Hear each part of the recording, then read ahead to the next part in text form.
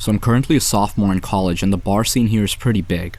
Going out for the night to get special deals on alcohol so you can get plastered with your friends is kinda the go-to here.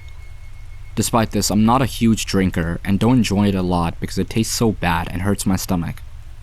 I do enjoy the company though, and often just go to be out with my friends or meet new people.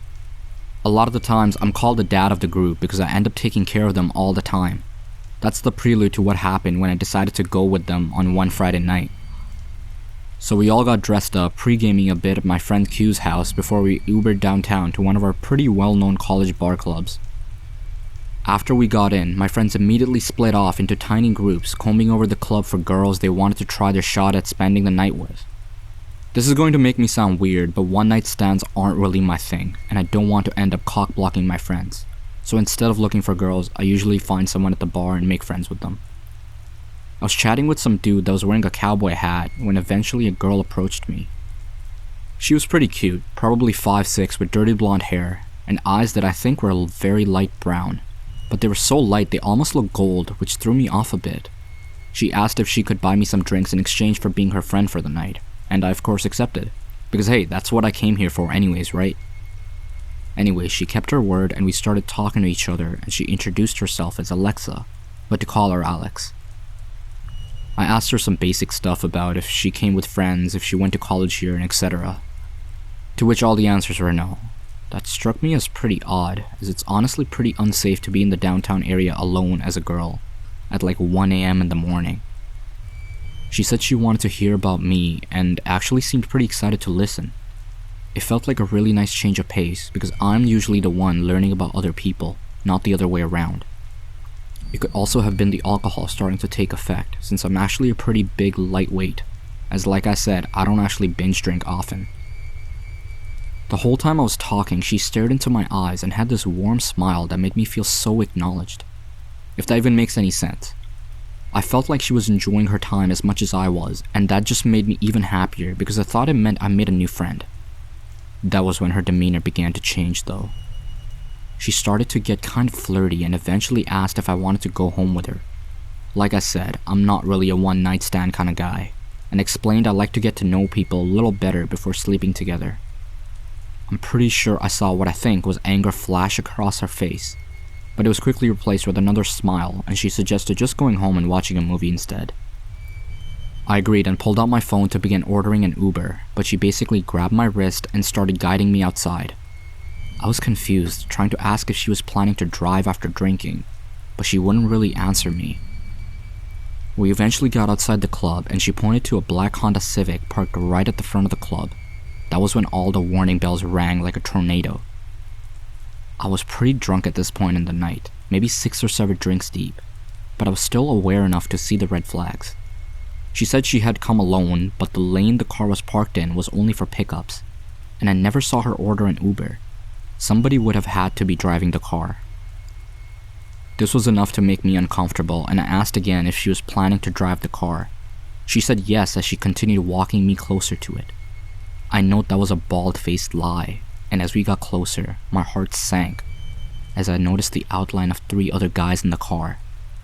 At that point, my adrenaline kicked in and I yanked my hand away from her and said there's no way in hell I'm getting in the car with her. She tried begging me one more time, saying she really wanted to have sex and would let me do whatever I wanted, but I had already turned around to walk back to the club. She started cussing me out, practically screaming at the top of her lungs as I walked back up to the bouncers to go in. I texted my friends what happened and we all met back up and went home. It was obvious she was going to college bars trying to get guys drunk before offering to sleep with them, so she could get them in that car with 3 other men to rob them, or do God knows what else. I called my city's anonymous tip line and left a detailed description of the girl, the car, and the place where it happened.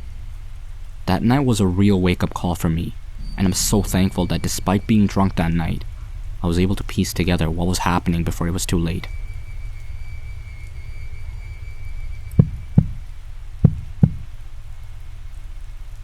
In college, about 2.5 years ago, I met this guy. I wanted to make a friend and he seemed harmless, despite my feelings that something was off.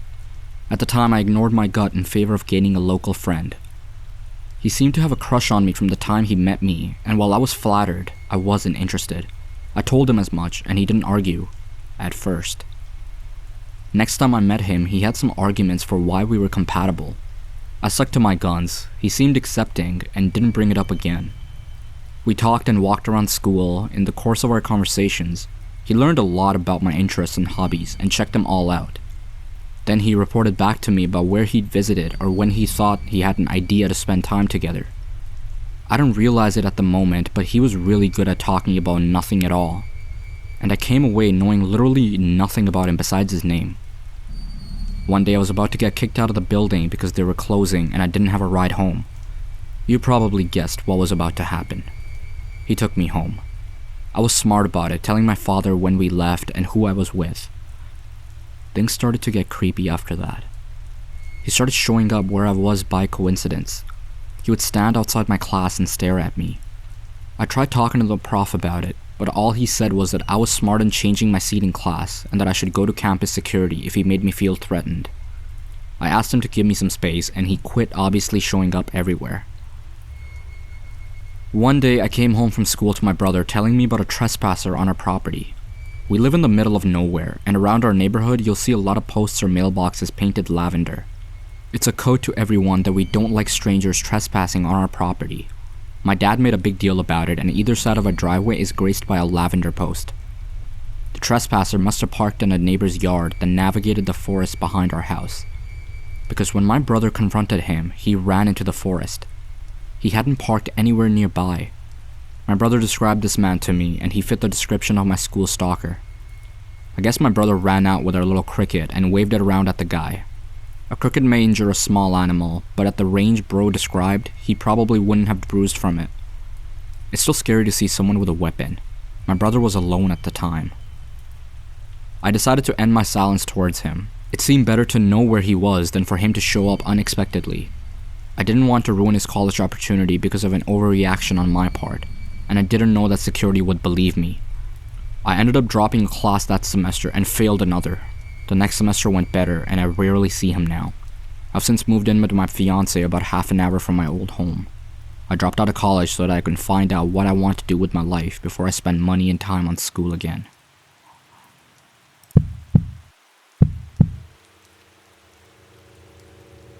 Last year I went out of state for my first year of college to a school in Indiana. In the first week I formed many friendships, and one of those was with a boy who would end up becoming my stalker. He was fairly normal at the start, and I genuinely enjoyed his company, as well as his roommates, and we became quite close, spending a lot of time together. Soon I had developed friendships with other people, and he became a part of my friend group. About a month into knowing him, I started to get a feeling that he liked me more than a friend. I still acted normal around him because I didn't want to draw attention to it, because the feeling wasn't mutual and I didn't want to ruin our friendship. One night, about 3 months into school, everything changed. This night, all of my friends came to my dorm room to drink before they went to a party. I had told my friends they could drink in my room, but I did not want to go out because I was very upset by a hurricane that was hitting my town in Florida.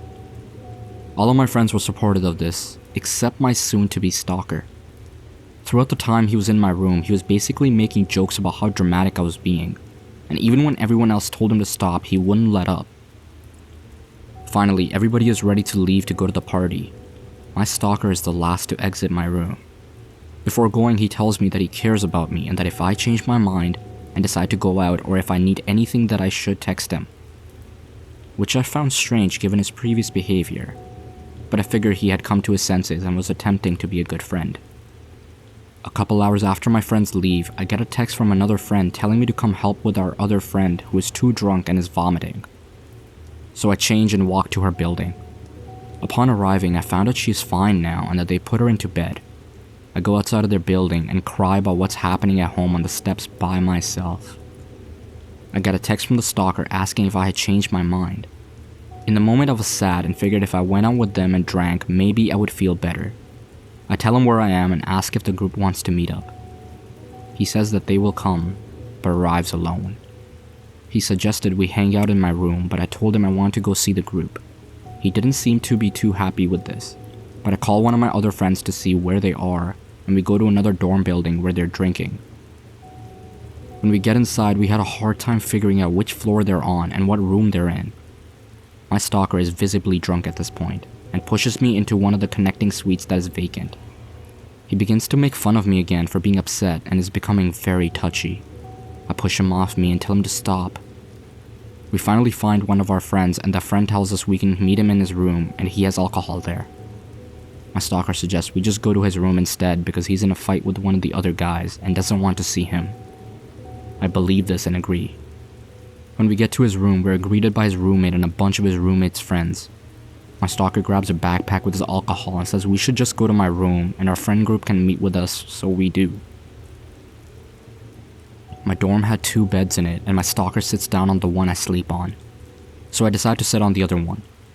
He puts on a movie and everything is normal at first. I immediately begin texting my friend whose room everyone was in and tell him to bring our friends over to my room. My friends were all drunk at this point and everyone I texted wasn't making sense. My stalker then gets into the same bed as me and lays beside me.